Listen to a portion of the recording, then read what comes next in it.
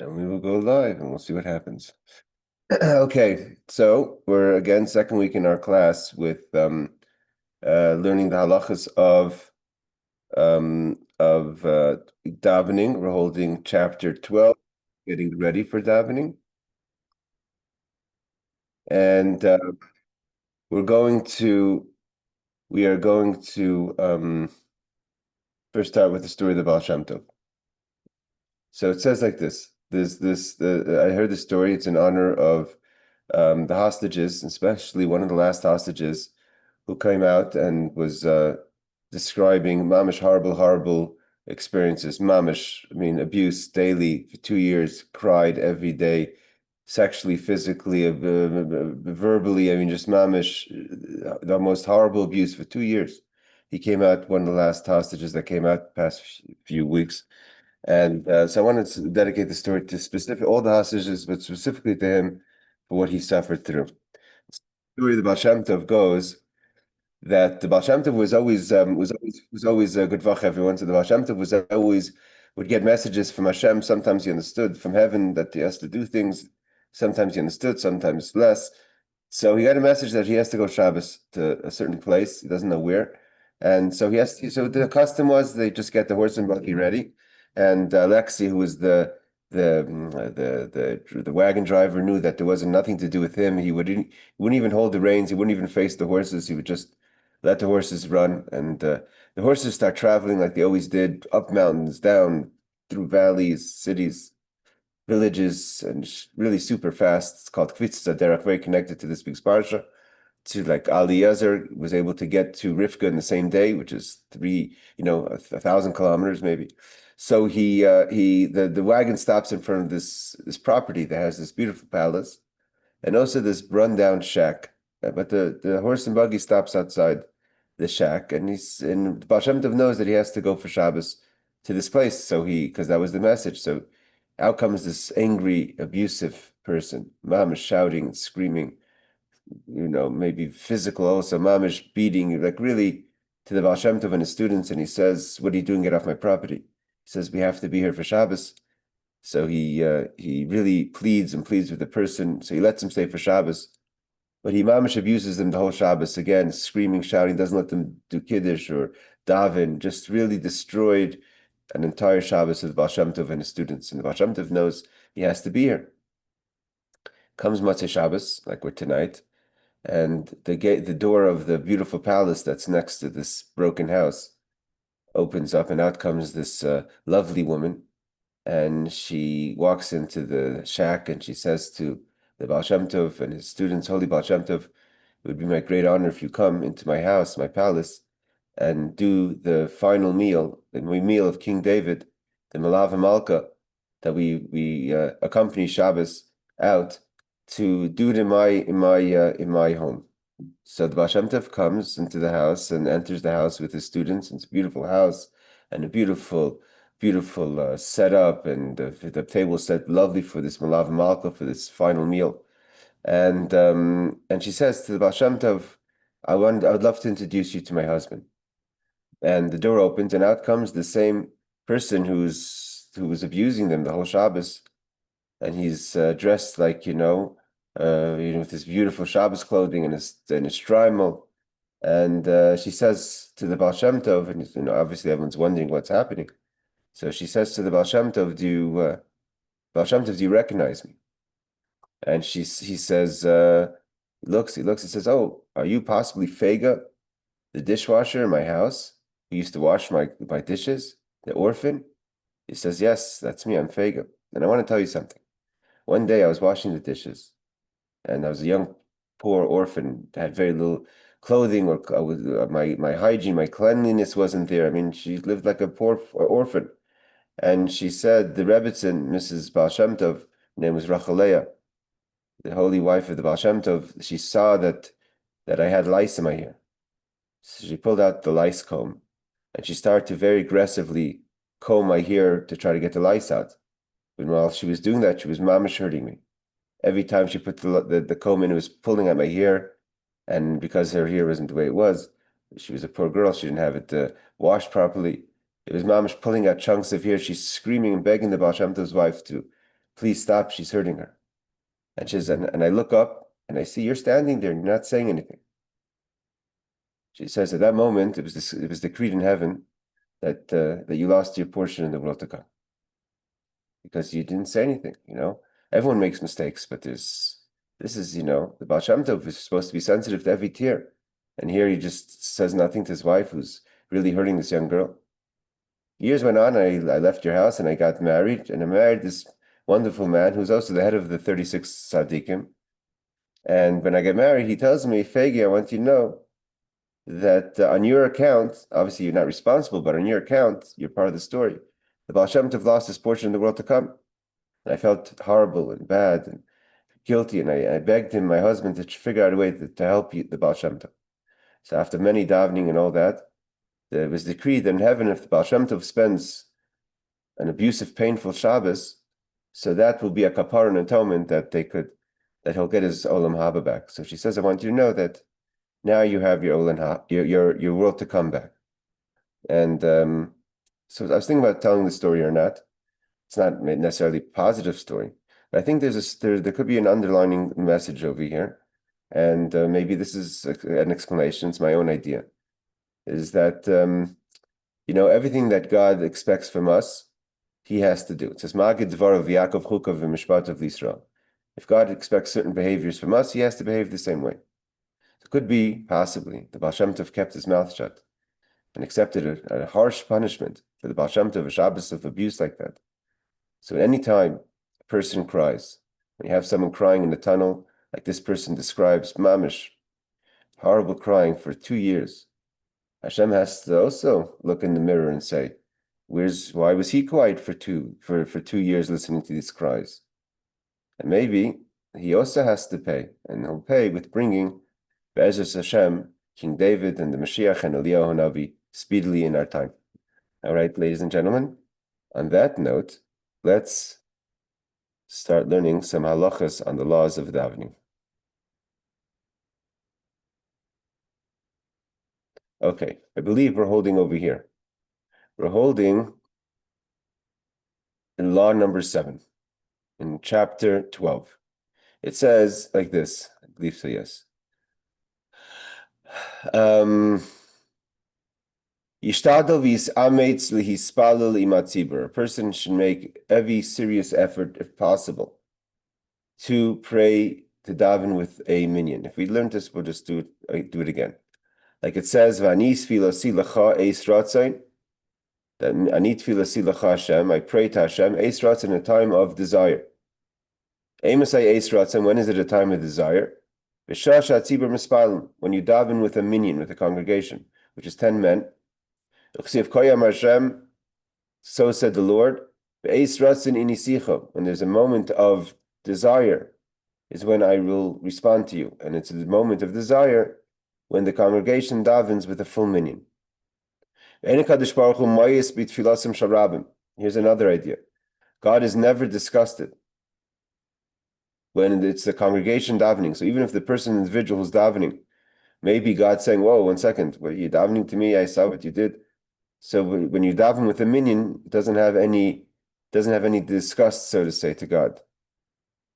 And he says, even if part of the congregation are sinners, the chsiv, as we know, it says, Hein el kabir v'lo yimos. It says, behold, Hashem is mighty, meaning He is the God of the multitude, yet He does not despise anyone. And in chsiv, and it says, it quotes from Tehillim chapter 50, that it says, that He redeemed my soul in peace from impending battle for the sake of the many. So the many is a reference to the minyan that were with me. Okay, so let's see the footnotes on this. He quotes the sources. Okay. So basically, he quotes the sources. This is an obvious halacha. Now he says the law like this. If someone were to be walking on the road, means you're traveling, you reach the place where you want to rest.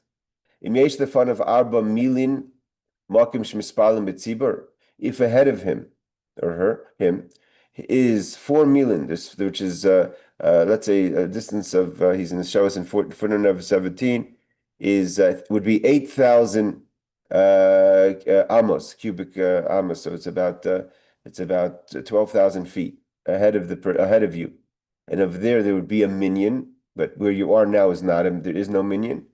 If you could go there when it's still day, and so you don't have to travel alone by night, which would be dangerous. But you can't stop here. You have to continue the additional 8,000 amas, which is 4 mil, so you could be with a minion. So if you're traveling and you stop before, and if you want to go to the hotel, but you realize there's no minion in your area, but if you drive another 4 mil, which is about let's say 4 miles or so. So you would have to continue your trip until you get to a place where there's a minion. Means past that, we don't expect you to continue to travel for a minion. But if it's within that distance, you should. Hold on, Aaron, let me just finish the law. But what happens if the minion is behind you? You passed it already. Well, to go backwards means if you pass the minion, you only have to return 1 mil, which is again 2,000 amos, which is around 3,000 feet. So you should daven with the congregation, with the minion. And we call it shekain, the Rebbe says even more so. You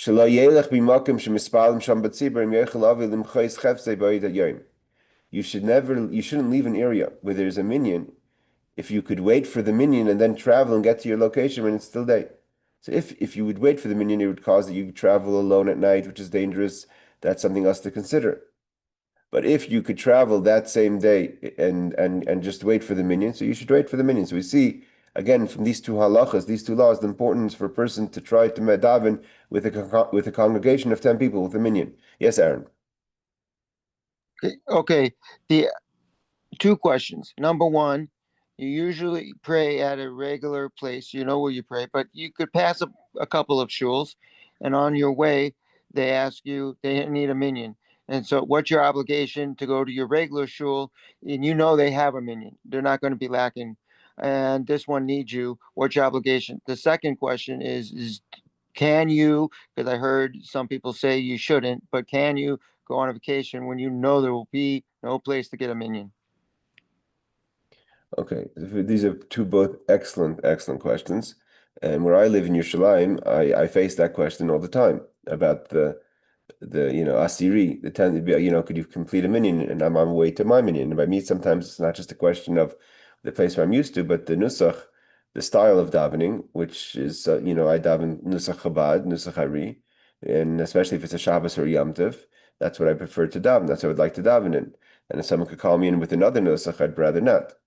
It's an excellent question. I've thought about it many times, and it happens a lot of the times also on, to me, it would happen on Yom Kippur, where people wanted to have these private minyanim, these private minions, but they didn't have enough people. Now, my opinion is, I don't have a source for it. So there's a strong importance that we're going to learn about davening in your shul, sitting in your place, being of consistency when it comes to davening. Person should be known to daven in a certain place. There's that idea in halacha, for instance. There's an idea in halacha where you have to be. This is your minion. This is your daven. And then the other thing to consider is why do they have their own minion if they don't have a minion? Means to say if they just want to break off and have their own minion, when what responsibility is that on you when they could also go to another minion? If you're in a place where there's plenty of shuls, and they just decided to have their own private minion, if they can't put it together, then why is that a responsibility to you? So a strict letter of the law, again, depending on all the details of why there's a minion, why don't they have a minion? And a lot of times also they're not honest, maybe 100% with, you're the 10th man, you walk in, you're the first man. So, then it's a time thing. So yeah, these are all things to consider. A very good question. I don't have a clarity myself. I think that if it's in a situation where it's a serious problem where they need a minion, whether it's, let's say, some people have they need a minion in the house of a mourner. So then I would say for sure, if they're calling you to the house of a mourner, absolutely go to that house, even if you're not going to go to your minion, because the mourner has to daven in the morning in the house of a mourner. But if you're talking about a minion that's established shul that just can't figure out to get a minion, so and you're comfortable only davening in your shul, So if you want to do X, just to be a person that's available, that's I think a choice that you can make. But if you feel more comfortable and you daven better in your location, I would say to continue to your location. Or if you're just looking for any minyan, that's something else. But if you have your specific place, I think in that case, and that's where you daven, you're comfortable, your siddur is where you concentrate. So I would say that that's not a responsibility for you. But again, depending on why there's that minyan. Your second question was, if I remember correctly, Aaron, you said about going on a vacation that there's no minyan. That's another very good question. And it's probably not so simple. Again, you have to ask a rabbi in the situation of why you're going on the vacation. Sometimes a vacation could be, a very important ingredient to shalom bayis, the family peace, and to keeping the couple happy. And if you were really to disappoint your wife, or the wife to disappoint her husband for that matter, because you don't want to go anywhere where there's not a minyan. So that was, again, you would ask your rabbi about that, but just straight up, without any complications, a person should try to be around the minyan. And there's people that make sure they'll vacation in Miami, they'll vacation here.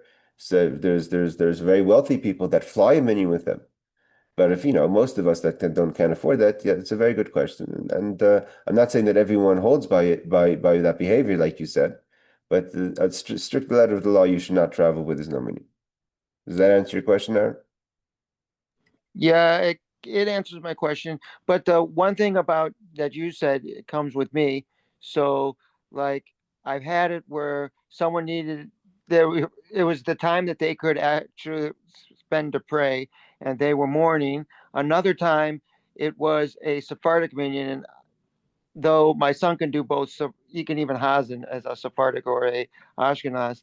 But for me, I just rather go to my Ashkenaz So, minyan. so, so, so if it's a shul and you're in Brooklyn, where there's again, when I'm in Yerushalayim, there's an app that I have that works on a GPS that I could. I mean, in places like Seattle, won't have many options, but in Israel, Israel, I could put in, within 5 miles, within 2 miles, within 100 feet, where's the closest minyan, where's the closest shul, and it'll tell me everything. It'll show me where people get together in an office to where there's actual Beit Knesset, a synagogue, and what time they daven, and there's always people updating. So you have a place like Yerushalayim that's full of minyanim. So if they can't put together 10 people, so it's not your responsibility to make their minyan. They could all go down the street where there's another minyan. So then I would say in that case that's not your responsibility, especially if you don't feel comfortable davening there. It's not your kind of style, and it throws you off, and your davening's gonna be affected. But one time, I just giving you If this it's a one, house of, but if it's a house of a mourner, it's different. right? But one time, um, one of the rabbis happened to be my son's teacher back in high school. So whenever he asked me, they don't have a minyan, I just happened to go because he taught my son, and I can't say no. But Okay, so it's that's your Sephardi. that's your choice. Yeah, Okay, okay. So I don't have to yeah, let's miss the continue. morning. You Thank asked to you. go you're welcome. You must go 4 mil ahead in order to pray with the congregation. According to the Mishnah Brura, you are only obligated to go 4 mil. Again, 4 mil is 8,000 amos, which is roughly about 12 to 13, 14,000, 1,400 feet. So he says you are only for 14,000 feet. Sorry, you're only obligated to go 4 mil to pray with the congregation for the morning shachris, but not at night. So the Mishnah Brura makes a difference between the morning. Doesn't say anything right over here about the afternoon, but I'm assuming he means that he says only shachris. So that's anything that's not shachris is mincha ma'ariv. Okay, let's go to halacha number 9. Mitzvah gedayla. It's a great mitzvah. It's a tremendous mitzvah. The hispalel bebeis haknesses, to daven in a shul, a place where they gather for davening. Oy bebeis hamedrash, or a place of study. Beis hamedrash is a lot of places that have a yeshiva. Yeshiva has also a minyan, so or a beis medrash. Shehem mekaymis mukudashim. These are sanctified places. Va'afilu im lepamim misbatel she'ein sham minyan. Mikol makim mitzvah lispal sham b'yechidus. Even if he says that for some reason they don't have a minyan, it's better to daven in a beis haknesses, in a beis hamedrash, a synagogue or a yeshiva, a shul, a place of learning, because even if you have to daven alone. Even shemekaymis mukudashim, because they're sanctified places. Let's see what does he mean. Ram is a person who's learning in the yeshiva. Yispal gam kein shama basara afal pi sheish beirei beis knesses. He can make a minyan in the base medrash, even though he could leave this base medrash and go into a shul. Today, a lot of them are mixed. A lot of a lot of shuls don't have activities in during the day, so they kind of lease or whatever want to have a kollel or something in the place learning while they're there. So it's kind of both. But if you don't learn in a yeshiva, you're just a person who has a regular, schedule. So for you, better is the spalel bebeis hakneses sheyesh bei ravam. Better to go to a shul versus the yeshiva. And a lot of people have that choice. In London, there's the yeshiva minyan, and then there's the shul minyan. Many places there's the yeshiva minyan and the shul minyan. So he says that's better to go to the shul minyan. If obviously he says why, because the shul minyan has a larger crowd, and there's a pasuk uberoiv am hadras melech. The beroiv am hadras melech means that in the multitude of people is the glory of the king. So Hashem likes more people. Go to a place where there's more people. Now, sometimes the base medrash has tons of people. And again, back to Aaron's question, if you're really comfortable davening in a yeshiva, like there's a lot of people that like to go to the yeshiva minyan on Shabbos. I remember my grandfather, Olav Hashem, Mr. Weiss, when he would come to Seattle. So my father at those days had yeshiva. And yeshiva minyan wasn't far from the Chabad house minyan. So he would daven in the yeshiva minyan. That's where he felt more comfortable. So if it's mamash something you feel more comfortable, then that's probably a little different. But he's saying, so we basically said three things here. In general, a person should go to base knesses. If you should make sure to daven in a base knesses or base medrash. Even if there's no minyan to daven alone, it's better to daven in a holy place. What is he excluding? I'm assuming maybe possibly he's excluding. We have today a lot of put together minions. Let's all meet downstairs in the lobby and daven. In the office building. That you have in Eretz Yisrael, in Yerushalayim. There's many places that people meet up at set times. It's not a shul. It's not a base medrash. It's just a place where people gather. Where sitting here and we work.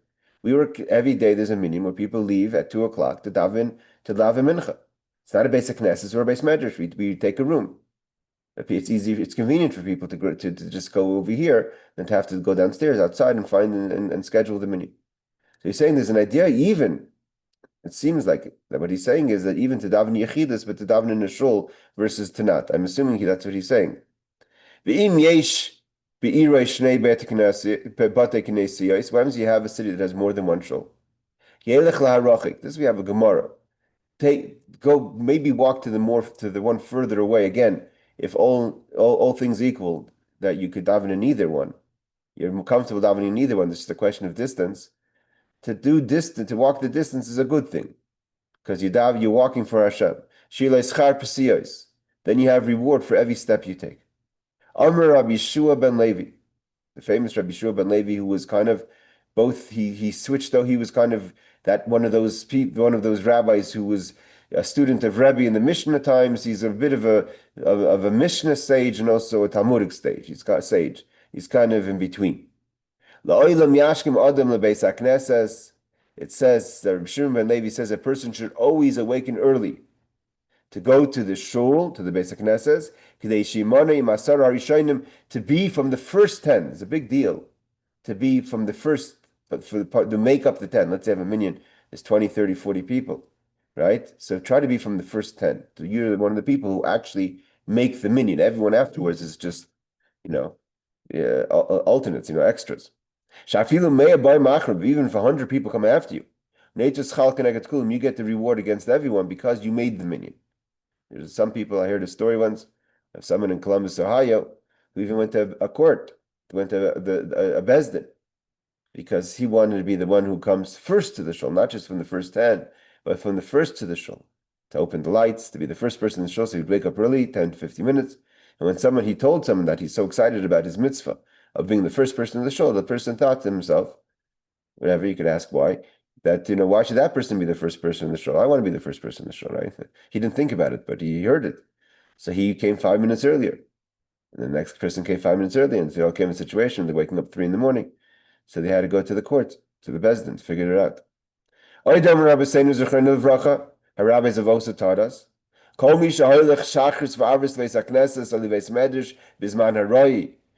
goes in the morning or an evening to the synagogue or the Beis Medrash, again, if that's your choice, in the proper time, umis'acher sham keroyu, and remains there the proper amount of time, umisnag sham b'kedusha keroyu, and you behave properly in a sanctified way, this is merits you to be Zarichel Arichasam, you should live a long life.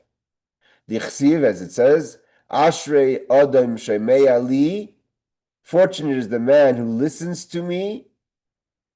Al Deloi Saisai Yom, sorry. Ashrei Shemei Ali, Lishkoit Al Deloi Saisai Yom Yom, Lishmar Mezuzais Psachai. Fortunate is the man who listens to me, watching daily at my gates, waiting at the posts of my door, which is an indication of a person who comes to shul. Hold on, Aaron. It says afterwards, Motzaei Chayim, for whoever finds me finds life. So if a person is part of the minyan in the shul, and in a consistent way, and in a respectable way, and in a proper manner of time, will be merit to Arichas Yamim for a long life. Yes, Aaron. Just a quick question. What's the appropriate amount of time? Let's see if they mention that in the footnotes first. Okay, Beis Medrash, she says, is the house of study. 20 is even if it happens that there is no minyan. Let's see that I'm interested in this footnote. 10 people which form a quorum necessary for congregational prayer. Nevertheless, it's better to pray in a house with a minyan rather than in a synagogue without a minyan. Oh, okay. So seemingly I misunderstood the halacha here. According to the Chabad.org, is that if you're davening alone anyways, better to daven alone in a shul than to daven alone, or a Beis Medrash than to daven alone just at home. But if there's a minyan that's not in a house of prayer or a house of study, better go to the minyan than to daven alone in the house of prayer or house of study. Okay, so that clear. So it would be right to daven in the WeWork in the office lobby, or in this. There's even minyanim that are set every day on the street. They meet up outside a store on the sidewalk. Those are better. At least you're davening with 10. That trumps even to daven alone in a minyan. But if you say there's no minyan in the shul anyways, I might as well daven at home. No, better walk to the shul to daven in a place of sanctity. Even though the wording seems a little challenging, he could have said that more clearly, because in the Hebrew it says "Afilim pavim mitzvat l'sham she'ein sham minyan mikol makam mitzvah sham yechidus." It's not mashma. He should have said if you can't find another minyan. But okay. If it's time to take out the Torah, can you take out the Torah? No, we don't take out a Torah without a minyan. Okay. Okay, 21, unless you have any special exception for that. 22, 23, 24, 25. No, so it doesn't say the appropriate amount of time. Appropriate amount of time is Mshabi to learn something. It means, this idea of people wrapping their tefillin and running, or just running out. But like there's a certain, you see certain people that are very conscious of how they leave and enter a shul. And they're kind of, first of all, you're supposed to run to the shul. But once you get there, you walk in respectively. And you give yourself time. There's a way of giving yourself time, or if you're coming to the last minute and wrapping your film and being the first person in, the last person in, the first person out. So it's a good question. What is that exact amount of time? I'll check if I could find that out. But otherwise, on your own understanding is to give that kind of extra gap, that extra, you have in a book, you have the white around the letters, not to just take every inch up is only the moment of praying, just to kind of show that you're actually you appreciate spending time in the shul. Let's do one more law, unless anyone else has any questions on this law. Okay. Okay, this because this could get very challenging in certain environments. You should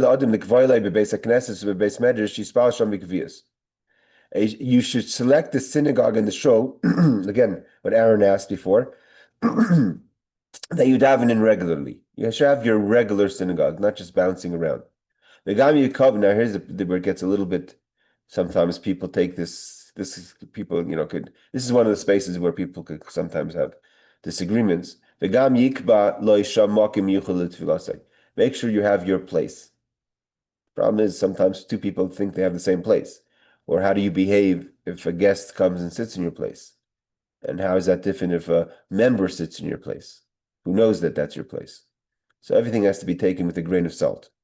Some people get too extreme, like we learned in Likutei Torah from the Alter Rebbe, that a shul has a lot of sometimes negative energy, because if you don't know how to focus the energy of the tefilah, it brings a lot of negative energy that could actually create fighting. So therefore, people who maybe it's beneath them to fight about certain things, we find a lot of unfortunate there's fights and disagreements, and people are annoyed with each other in the shul. So one of the things that could trigger it is a place. So if you ever have an issue, if you have a place, someone sits in your place, you have disagreement, instead of getting all worked up, best right away to go to the rabbi or to the gabbai to work it out. But also you have to be sensitive. If guests come, not to be too aggressive. It's not polite. And